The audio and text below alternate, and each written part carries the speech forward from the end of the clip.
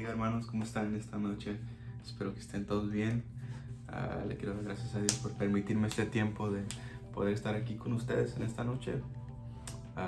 También a mis pastores que me dan este privilegio de compartir con ustedes. Pero esta noche quiero hablar de la persona más importante en toda la historia de la Biblia. O más bien en todas nuestras vidas de nosotros como creyentes. Y es Jesús. Y sabemos que Jesús es el centro de nuestras vidas. Él es el centro de nuestra iglesia. Él es el centro de nuestra fe. Y realmente todo lo que hablamos tiene que ver con Jesús. Todo lo que enseñamos tiene que ver con Jesús. Todo lo que cantamos tiene que ver con Jesús. Y cuando pensamos en Jesús, pensamos en ese Jesús todopoderoso que Él vino y murió por nosotros, y al tercer día Él resucitó para darnos vida y salvación.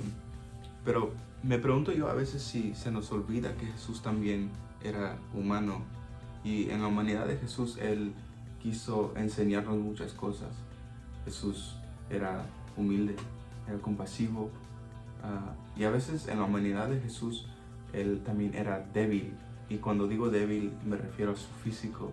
A veces Jesús se cansaba, a veces Él sentía hambre, tenía sed. Era totalmente humano. Pero en la Biblia encontramos como destellos de un Jesús que va más allá de la naturaleza humana, que normalmente no vemos. Por ejemplo, Saulo, que fue Pablo, estuvo 3 días sin comer, sin beber y cegado con escamas en los ojos porque tuvo un encuentro con ese Jesús resplandeciente. Y los discípulos también, ellos comían con Jesús, ellos platicaban con Jesús, estaban con Jesús todos los días. Y un día sucede algo interesante, que cuando Jesús va con sus discípulos y se suben a la barca porque van a cruzar al otro lado del mar de Galilea, Jesús se duerme en la barca y luego se desata una tormenta y los discípulos asustados van con Jesús y lo despiertan. Y cuando despiertan a Jesús, Jesús reprende el viento, las olas, y todo eso cesó. Hizo gran bonanza, dice la Biblia. Y los discípulos asombrados se decían el uno con el otro: ¿quién es este que aún los vientos y las aguas manda y le obedecen? ¿Quién es este? Porque esto, lo que había sucedido, iba mucho más allá de solamente un milagro físico. Tenía que ver con controlar un fenómeno de la naturaleza. Y si los discípulos habían estado con Jesús ya mucho tiempo y lo habían visto que Jesús hacía milagros, pero esto no lo entendían porque era un momento en que Jesús se salió de su naturaleza humana. En otra ocasión Jesús lleva a 3 de sus discípulos a un monte, y en ese monte Jesús se transfigura o se transforma. Y Jesús se empieza a llenar de luz y queda de una manera tan resplandeciente que la Biblia dice que aún sus ropas estaban blancas como la nieve, como demostrando a ese Jesús que va más allá de su naturaleza humana. En Apocalipsis, cuando Juan tiene la visión en la isla de Patmos, Apocalipsis 1:17, cuando Juan ve a Jesús, dice: cuando le vi, caí como muerto a sus pies, y él puso su diestra sobre mí, diciendo: no temas, yo soy el primero y el último. Pero ¿por qué es que Juan se debilita al tener este encuentro con Jesús? Podemos especular, ¿verdad? Pero sin duda la gloria de Jesús, el esplendor de Jesús tiene ese efecto en el cuerpo de Juan al punto de que él cae como muerto. Juan nos dice en Apocalipsis 21:23: la ciudad no tiene necesidad de sol ni de luna que brillen en ella, porque la gloria de Dios la ilumina y el Cordero es su lumbrera. Este es el Jesús que está fuera de la naturaleza humana. Pero cuando leemos la Biblia, leemos la historia, la vida de Jesús, vemos a un Jesús que está dentro de la naturaleza humana. Es el Jesús que Él quiso revelar, ¿sí? Cuando Jesús vino, Él vino a ser simple a todo aquello que era complejo. Él vino a poner un puente entre la naturaleza finita del hombre y la naturaleza infinita de Dios.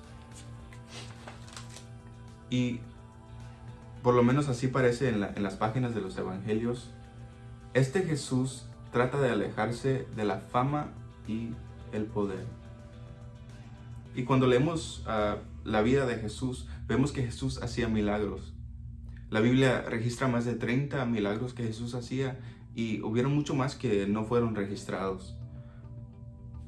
Pero lo interesante es que cuando Jesús hacía milagros, siempre decía, no se lo digas a nadie.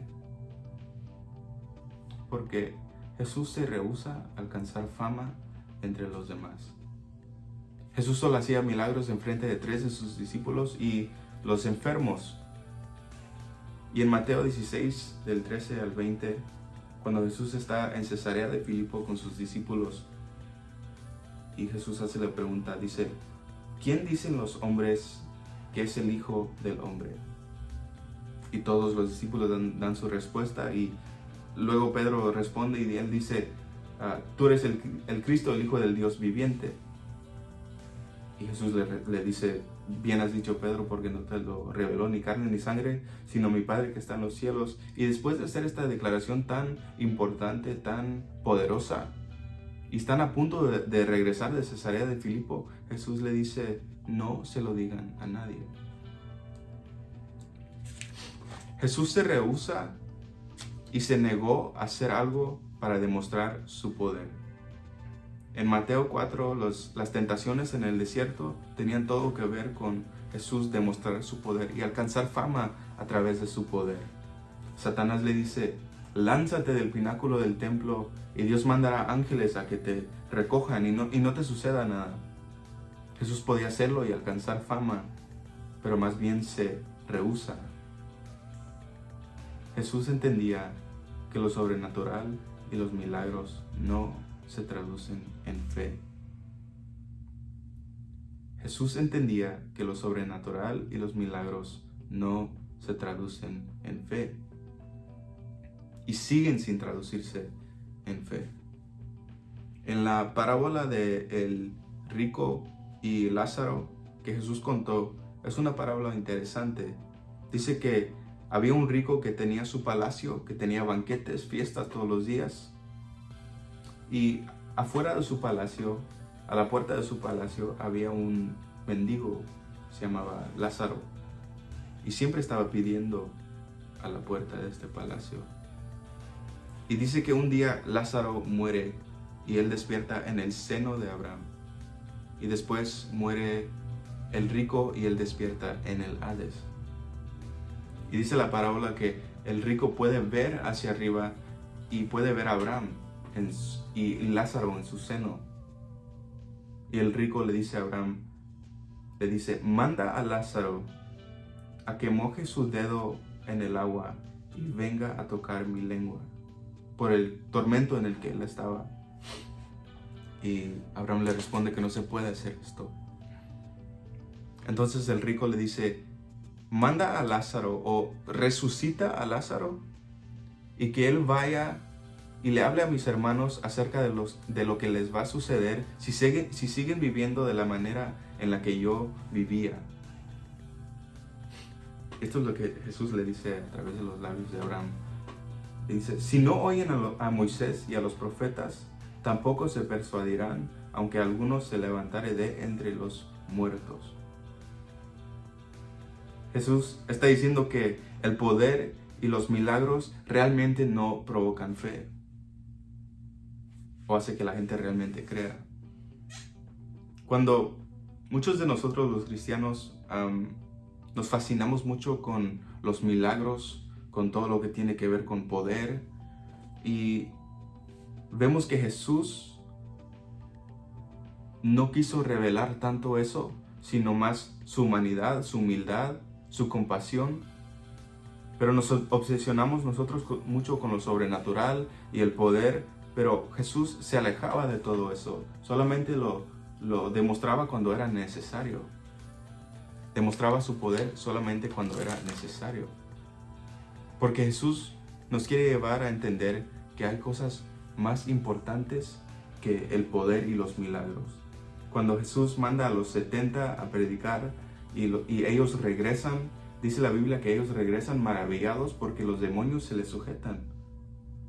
Y cuando Jesús ve que todos regresan emocionados, Jesús como que si les arruina la fiesta y les dice: mira, yo les he dado autoridad sobre todos los poderes del enemigo, pero no se alegren que los espíritus malignos les obedezcan.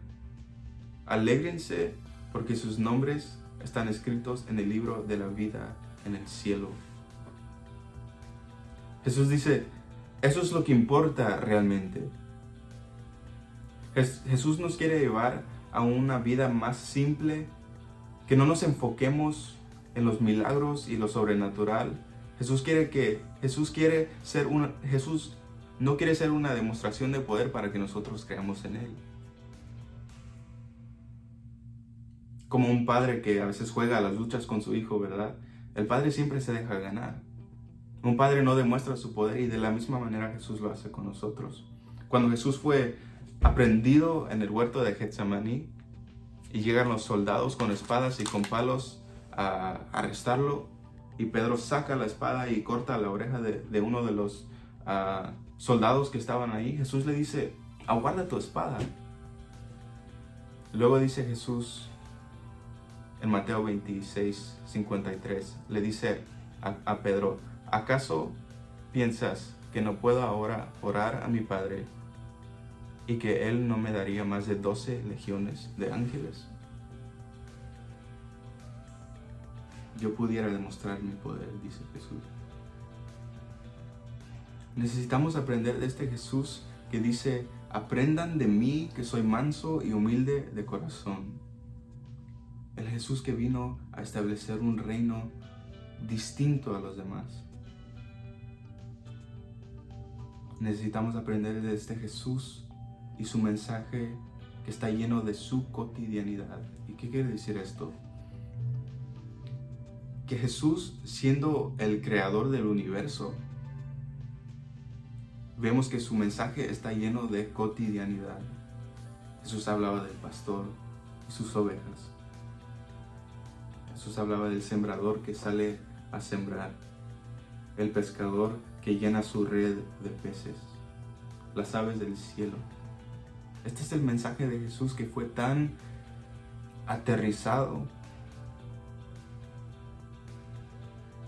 Debemos imitar al siervo sufriente que profetizó Isaías, que la Biblia dice creció como un vástago tierno, sin poder, sin influencia. Que imitemos más su demostración de debilidad que su demostración de poder. Aprendamos de este Jesús que cuando le traen al paralítico y lo bajan por el techo, Jesús le dice: tus pecados te son perdonados. Cuando la gente y los que estaban ahí a lo mejor esperaban el milagro, ¿verdad? Pero de nuevo Jesús nos está diciendo que lo más importante no es el milagro. Lo más importante es que tú seas salvo. Lo más importante es que tus pecados sean perdonados. Pero para que la gente mire que Jesús tenía la autoridad, el poder de perdonar pecados, Jesús le dice: levántate. Seamos como ese Jesús que en vez de ponerse como un pináculo del templo, Él se pone como la piedra angular en los cimientos de un edificio, sin ser visible. Este es el Jesús que nosotros servimos, este es el Jesús que nosotros debemos imitar. Filipenses 2, no sé si se lo quieran leer conmigo.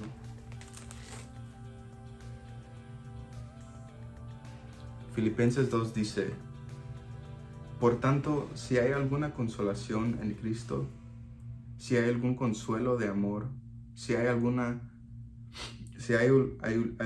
comunión del Espíritu, si hay algún afecto entrañable, si hay alguna misericordia, completad mi gozo sintiendo lo mismo, teniendo el mismo amor, unánimes, sintiendo una misma cosa. Nada hagáis por contienda o por vanagloria, antes bien con humildad, estimando cada uno a los demás como superiores a él mismo, no mirando cada uno por lo suyo propio, sino cada cual también por lo de los otros.